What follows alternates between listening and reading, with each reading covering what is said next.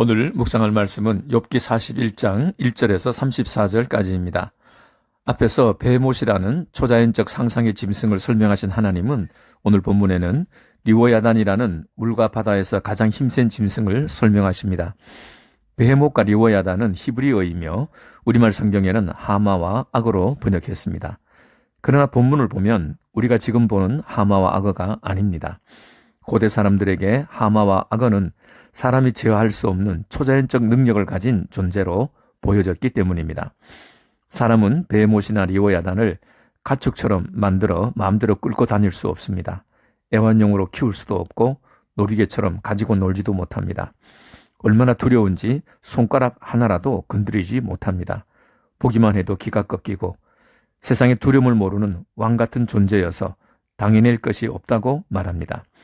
하나님이 욥에게 두 짐승을 설명하신 것은 가장 무섭고 강력한 힘을 가진 짐승도 마음대로 통제하지 못하는 인간이 그것을 지으신 창조주 하나님에게 감히 대항하려고 하는 이런 행동이 과연 옳으냐를 질문하시기 위해서입니다.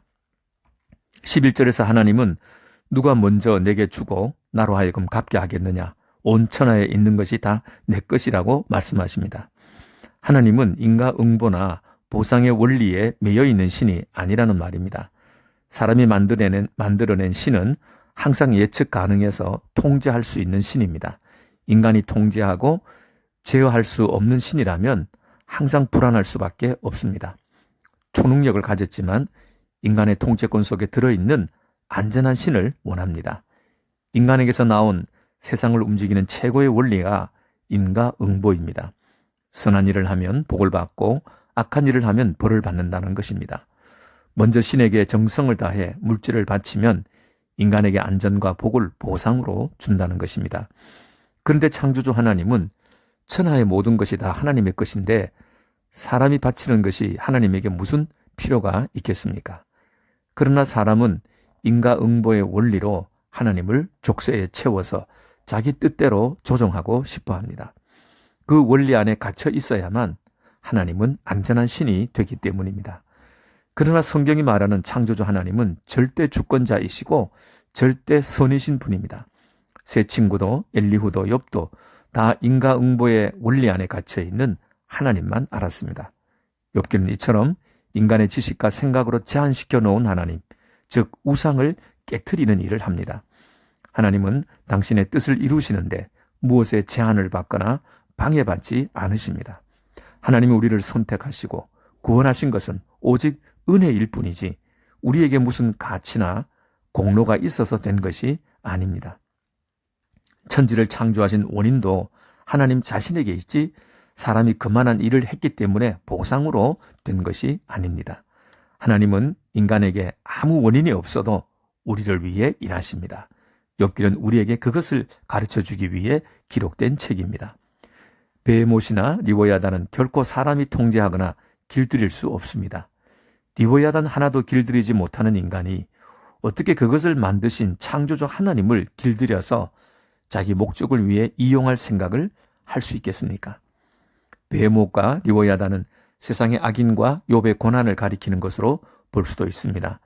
세상에서 강한 힘과 권세를 가지고 거대한 악을 만드는 악인들의 모습은 리워야단처럼 보기만 해도 무서워 그 앞에서 기가 꺾이고 세상에서 그를 상대할 사람이 없습니다.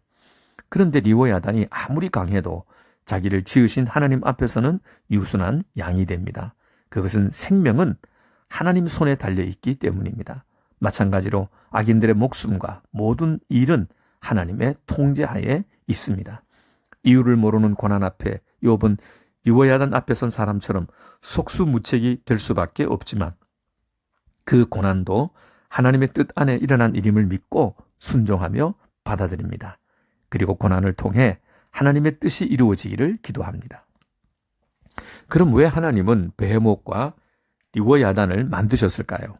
하나님의 창조 질서를 무너뜨리며 세상을 혼돈과 무질서로 몰아가는 악인을 왜 당장 심판하지 않으실까요?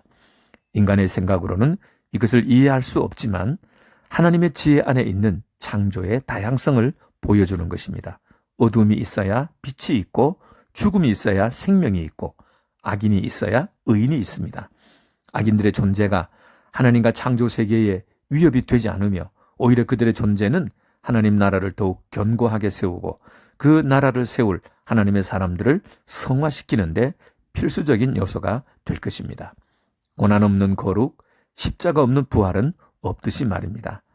악이 일으킨 전쟁이나 코로나 팬데믹, 그리고 자연재해나 불의의 사고와 같은 이해할 수 없는 고난을 인간의 기준과 필요에서만 보지 말고 피조세계 전체를 다스리시는 하나님의 지혜와 통치를 믿어야 합니다.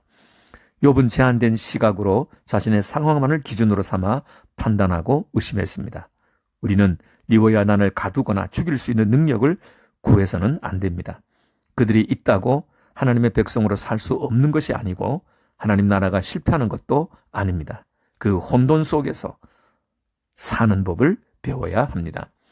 리워야단의 존재로 말미암아 하나님의 존재가 더욱 분명히 드러나고 하나님의 자녀로서 나의 정체성이 더욱 빛나게 나타나도록 리워야단을 이길 수 있는 믿음의 능력을 달라고 기도하시기 바랍니다.